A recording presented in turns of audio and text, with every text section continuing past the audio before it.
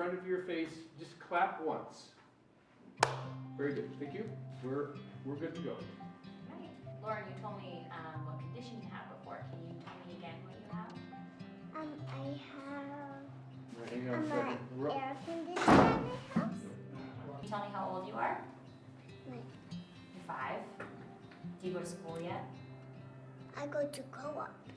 And a few days away, like, it was my last co-op. I don't need to go to co-op anymore. Oh, because you're on summer break. Yeah, we're on summer break. Who's Joe? Joe, he has heterotaxy and he is 4. Yeah, he's a little kid. Oh, are you a little kid? But I'm a bigger kid. She is a ball of fire, and I think she's had to be. She's known by all her friends and family as a child that has the gift of gab. When I was pregnant with Lauren, we were being seen in a military hospital, and they just had no experience with heterotaxy syndrome. They didn't know what to tell us. We were sent to maternal fetal medicine. The doctor was able to diagnose us, but she knew nothing about heterotaxy. She just knew how to recognize it in a scan.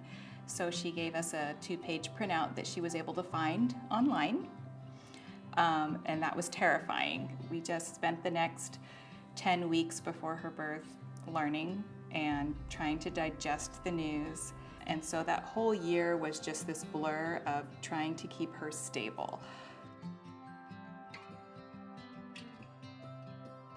And when we were told that our choice was, to go single ventricle, and then to expect that she's going to have issues with her liver, and to expect that we're going to need a transplant, and seeing children have to endure that, I just had to see if there were other options.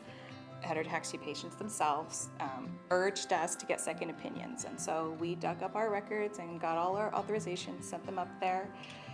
And I got a direct phone call from Dr. Marks, who is the cardiologist we worked through up there. And he was excited to talk to me because both he and Dr. Del Nido felt that Lauren was a very strong candidate for a Bivent, which is the opposite that we have heard from anybody else that we had talked to. We decided to go forward with it, and it turned out to be the best decision we'd made in our lives. Literally, we took our child into the hospital and took her home a completely different person.